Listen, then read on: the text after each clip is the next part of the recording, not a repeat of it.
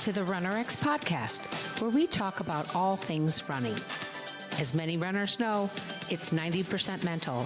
So join Coach Valerie and Coach Caroline as we go through the mental side of running. Welcome back to the RunRX podcast. I'm your host, Coach Caroline, and I'm here with Coach Valerie. Coach Valerie, we've been talking lately about time and like the 10-minute mile. And I thought we had a member come through, and I'm going to probably say it wrong, but she was talking about her run and how she felt about it. But then she kind of challenged it or poo-pooed it a little bit by saying it was a 10-minute mile. And we don't have anything against double digits, right? Can we talk about that? And that it's not about the 10-minute mile that matters. Can you explain that? Sure. And you're right. We're so hard on ourselves. Yeah. So here's and it's interesting. So lately in the literature, and like all the running magazines and a lot of the top runners, there's been a lot of discussion on running easy. You should go out. Your long run should be easy. So what does that mean? That's going to be really different for a lot of people. What is easy? So I've been thinking the way we approach it here with RunRX is we think of easy as more efficient. And the better I am at something, the easier it is, right? So if I'm more efficient in my running, it's going to feel easier. So in the beginning, most of us only can gauge our run by maybe how fast we went, how far we went.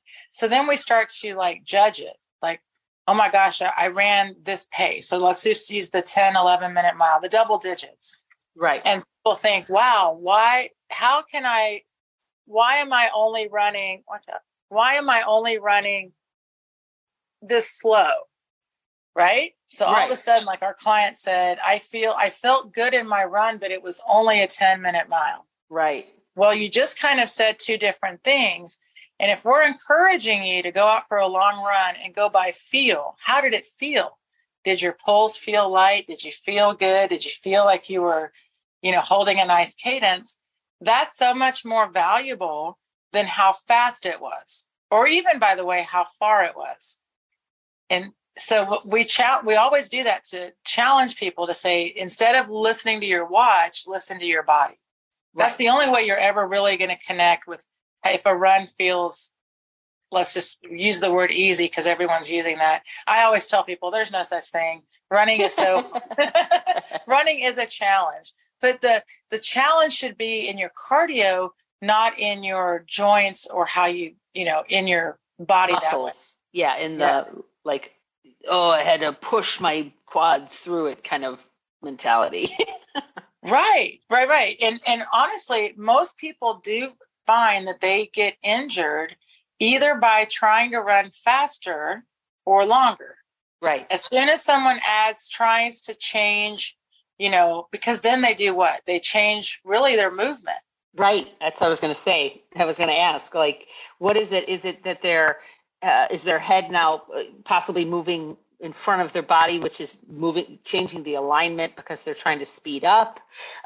Is it that they're longer, they're taking their body beyond what it's capable of holding that alignment, so now they start getting tired and going back into those old movements?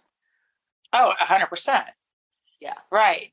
I mean, that's exactly right. And what's interesting is really that's what running is balancing a bowling ball. Yeah, that's really how I've been thinking about it. Is it seriously like if you think of having a pot on your head and you're trying to run with the water in the pot and not spill the water out of the pot, like, because that's what you can't be bouncing, right? You got to be, and you got to hold it there so it doesn't lose it. And when you think like that, you think, wow, that's difficult. Well, not if you are efficient in your movement, not if you keep your legs, your ankles, hips and shoulders in line. It makes actual perfect sense if you can get your body to hold that.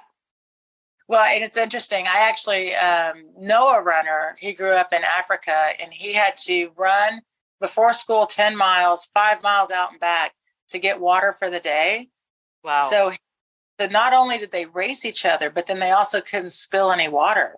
Yeah. So, you're right. So I'm like, imagine, and they would hold it on their head. They would hold the water on their head. But that's it. It's a really fun game to play, right? Balance my head. Well, but let's get back on the topic. Right. when we start to run, guys, and a lot of times this is important, when a lot of people sign up for a race to motivate them to run. So then already in your mind, you're thinking I should be running maybe faster. Right. And then you hear about people like, oh, I went out for an easy 10 miles and you're out there struggling and, for your run. One of the best things about running is that running is running is running. It's not that running changes now that I'm running longer. Now running changes because I'm running faster. And so the efficiency of your movement of running will improve if you work on getting more efficient in running. And the fun part is it's a mixture. It's not just running more that's going to make you better at running. In fact, it's actually working on your running movement that makes you better at running. And for a lot of us, just talking about that bowling ball situation, how long can you really hold your upper body in line? You know what I mean?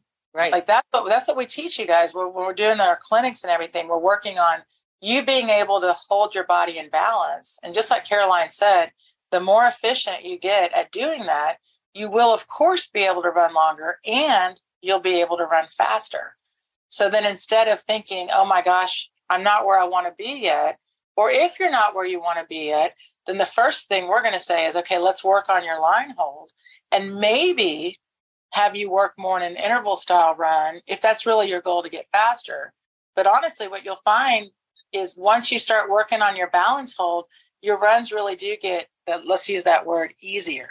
Right. And that goes back to what you were saying. You have people that you work with that are running truly efficiently. They're looking great in their run, but because of where they are in their journey, they're maybe at 10 or 11 quote unquote minute mile, but that doesn't mean that they're running incorrectly. That doesn't mean that they're not going to progress and get better. It's just that where she is right now, right? That doesn't mean 10 or 11 minutes doesn't mean you're doing it wrong. Now, and here's what's really cool, because when you do learn with us, like we start everyone with interval style. We don't mean intervals like on a track with a clock. We mean interval as a time. Like we want you to run for 10 meters. We want you to run for 20 seconds. And in the beginning, when people first start learning their movement of running, it's like relearning how to walk again. It's the strangest feeling. Mm-hmm. And we teach people how to play with your balance for speed. And a lot of people in the beginning are running faster than they were running before they started with us. Right. However, they realize, and I keep telling them, it's for little short spurts, but those little short spurts build your cardio, build your muscle tendon elasticity. And if you keep progressing that way in your practice drills, then all of a sudden when you're running your longer runs, you will be surprised at how you will start to run, again, more efficiently, also a little bit faster. And it's so much fun to let yourself go through that progression rather than thinking, I should already be further than I am, or I should already be faster. And, right? And then do things like try to pump your arms or something. Yeah.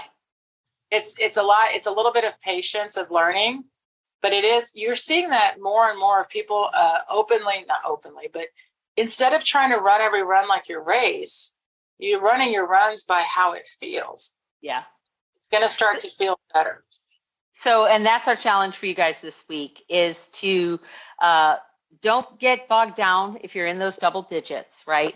Let's have you go out and feel that run and have it feel good or feel or whatever it's going to go through. But let's evolve our feeling and worry less about the time, because obviously the less time you spend on the ground, the better off you're running. You're going to get faster, you're going to get better, and that's the whole point of RunRX. Thanks, guys. Thank you for joining us on the RunRX podcast. If you'd like to know more, join us at www.runrx.fit. And if you have additional questions that you'd like answered on the podcast, email us at support@runrx.fit.